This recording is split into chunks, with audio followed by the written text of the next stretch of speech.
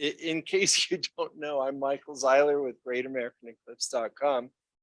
And these are three products that we worked on in the last year or two.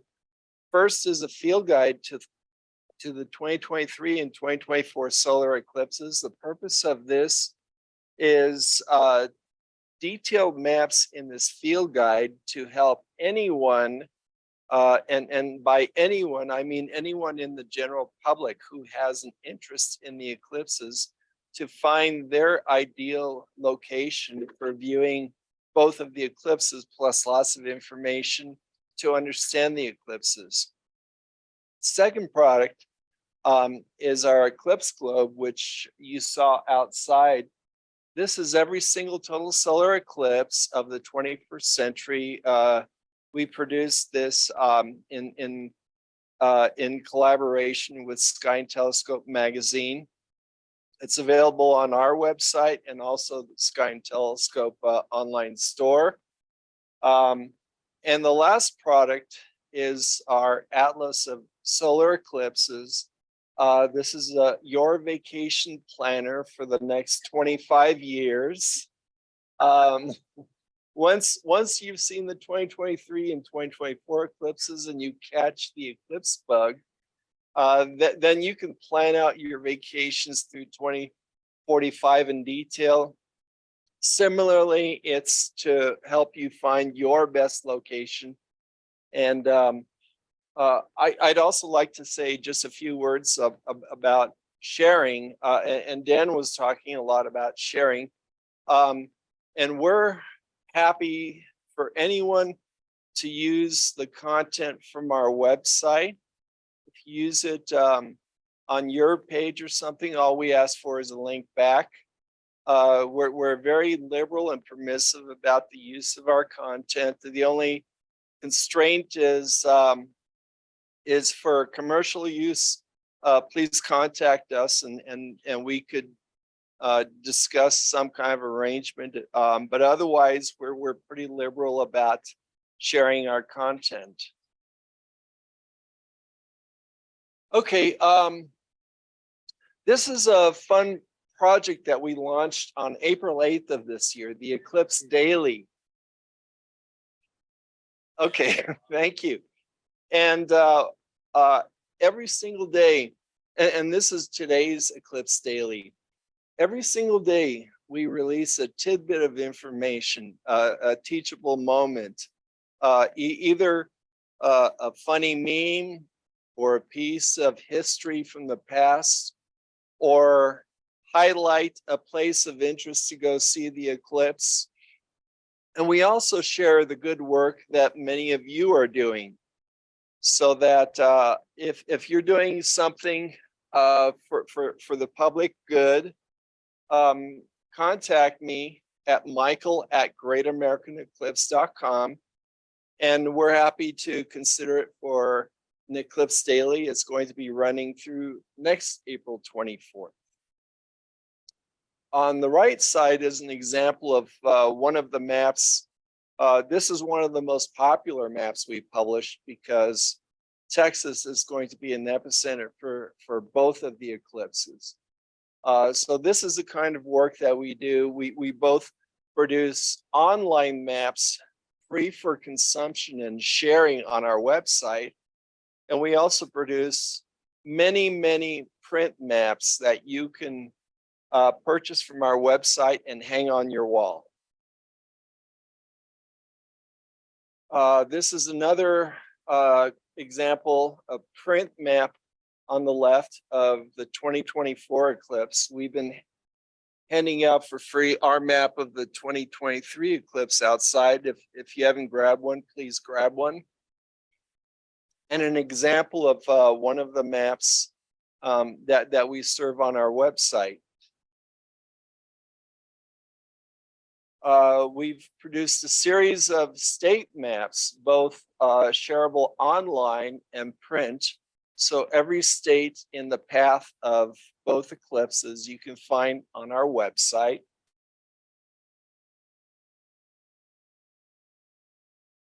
Okay, if 2 days ago If you looked at the front page of skyandtelescope.org, we published, or Sky and Telescope published our story, Where to See the Two Great American Eclipses.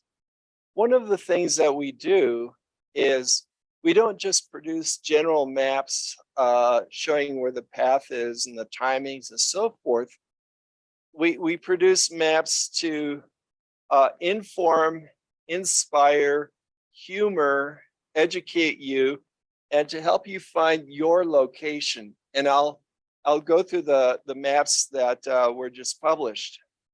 These are brand new maps that are not yet on our website, but soon will be. And I'm pressing this button and nothing happens. Thank you. So this map shows the 25 most populous cities inside the path by rank and by population.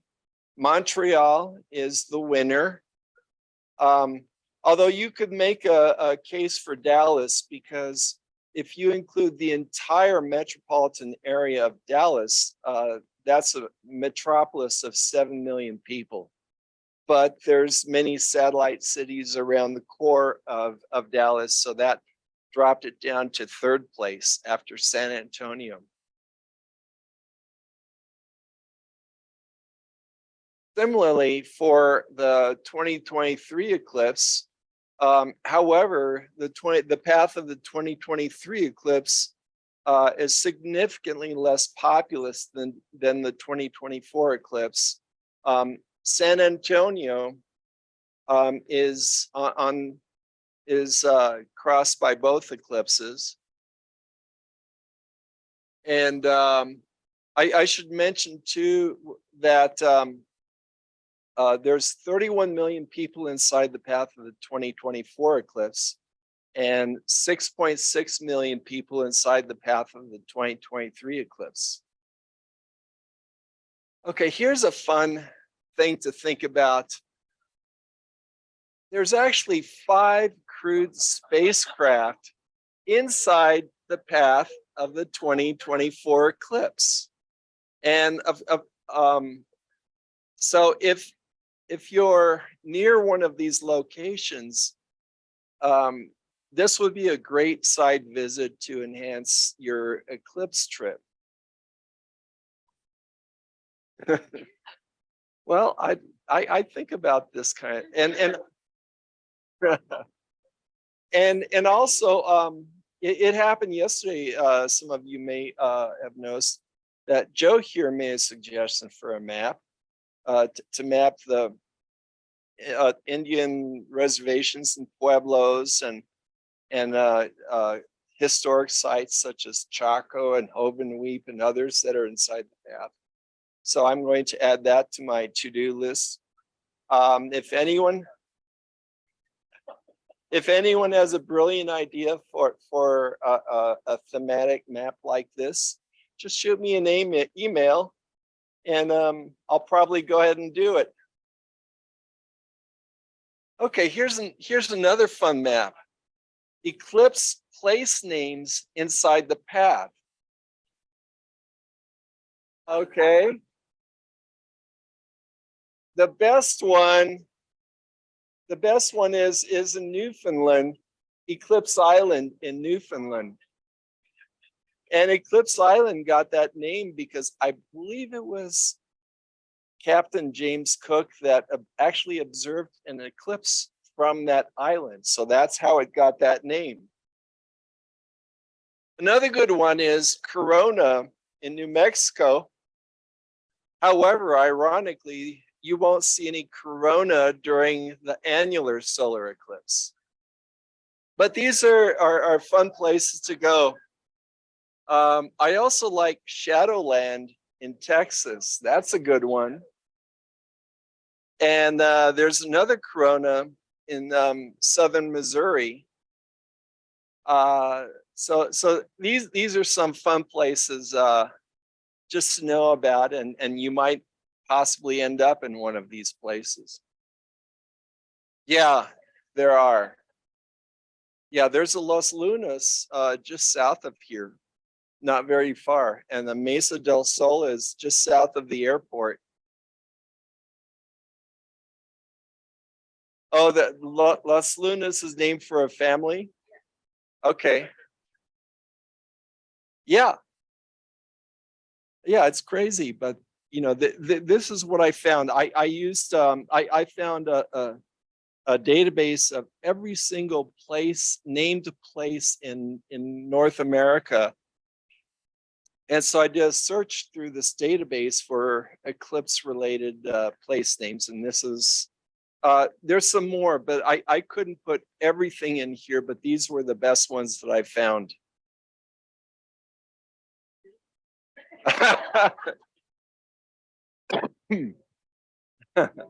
um, I also, I didn't include it here, but I did a search for all the planet names. And of all the planets, I found a place for every single planet except for one. There was one planet. No, there's a few Earths. In fact, there's Earth City and Earth, Texas, but there's one planet that didn't have any place name. Neptune was named, Pluto was named, Jupiter. Okay, yeah. Okay, can anyone guess the planet that Uranus? Uranus got skunked. I wonder why. Okay, stadiums and speedways inside the path. This is if you want to experience a eclipse. If you'd like to be surrounded by thousands of other people cheering and screaming during totality, these are your spots. So, and some prominent locations. There's a couple here right in Albuquerque, but Indianapolis Motor Speedway will be a good one. There's 2 major league ball clubs inside the path. It's oh, I can't remember. There's Progressive Field in Ohio, and there's one in Texas. Which one is it in Texas? AT&T. Okay, yeah. So those are the 2 major league, and some of these are also minor league ballparks. So these are some great places to view the eclipse if there's an event being organized. Okay, here's an interesting concept. Did you know that you can simulate the sunshine on outer planets with an eclipse? It's easy to calculate using some basic principles of the inverse square of illumination. And so I calculate where you could simulate sunshine at maximum partial eclipse. So at maximum partial eclipse, you'll experience Mars sunshine roughly by Tijuana and San Diego and Bismarck, North Dakota. A little bit, not far from Winnipeg. And to make the map a little more interesting and to eliminate the big gap between Mars and Jupiter, I added the dwarf planet Ceres. And so you can see where you can experience Ceres level sunshine. Washington, DC and Philadelphia get Ceres sunshine. And then Jupiter is Oklahoma City, Chicago, and maybe Pittsburgh. And the far outer planets, they're very closely bunched to the path of totality. So I created these inset maps on the bottom that show the outer planets. Planetariums inside the path. Okay. Obviously, you don't want to be inside the planetarium, but many or most of them will have public viewing events, and they're going to be sources of reliable information for the eclipse. Okay, now this is for a me eclipse. If you like solitude and you want to be by yourself or with just a very few other brave souls on top of a mountain, it can be a very dramatic experience, especially during a total solar eclipse. You have the opportunity of seeing the shadow of the moon racing across the landscape. You're going to have a deep blue sky because of the high elevation, and you'll be either by yourself or with very few other people. So this is another way to see the eclipse. The highest peak that I found was Wheeler Peak in Nevada and Cerro Gordo near the Pacific coast in Mexico.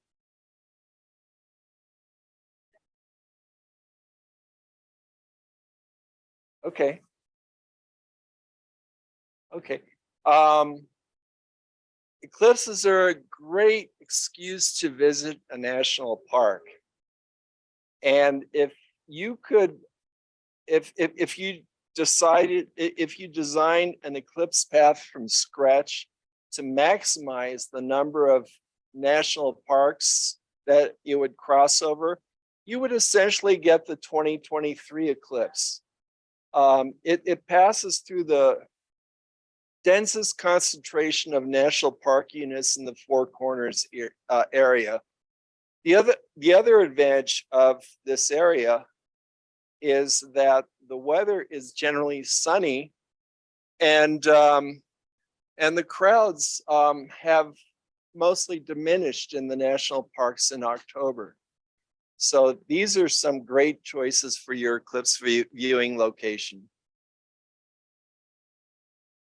Last and next total solar eclipses for each of the United States. This took a bit of computation, but I used my GIS software, and what I did was I took the shape of each of the individual states and did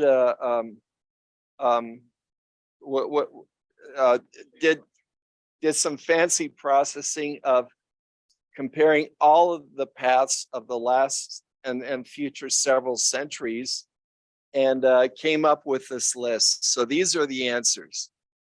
In New Mexico, the last total solar eclipse here was 1878, and the next will be 2045. I didn't include, or I excluded the ones from the states of 2024, but you'll be able to see them, of course, by the yellow path through the map.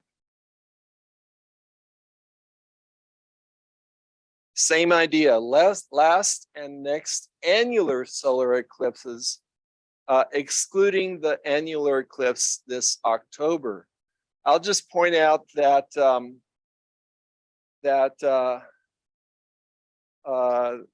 Connecticut, Rhode Island, I believe are the ones with the longest gap. And what I found is that typically the smallest states have the largest gaps in time, and that makes sense because they're small, and so it's harder for an eclipse path to intersect them. Annular solar eclipses from 1901 through 2000. I saw the 1994 eclipse from White Sands, New Mexico. I saw the 2012 eclipse from Albuquerque, New Mexico. So this October, I will enjoy my third annular eclipse in New Mexico. Annular solar eclipses of the 21st century. What's interesting is how so many of them collide in the Western US. I can't explain that, it's just a coincidence. Total solar eclipses of the last century. You can see that 1918 was somewhat similar to the 2017 eclipse, where it neatly crossed the entire country. And total solar eclipses of this century, and we're lucky that the total solar eclipse next year is a fairly long duration of 4 minutes and 27 seconds or so.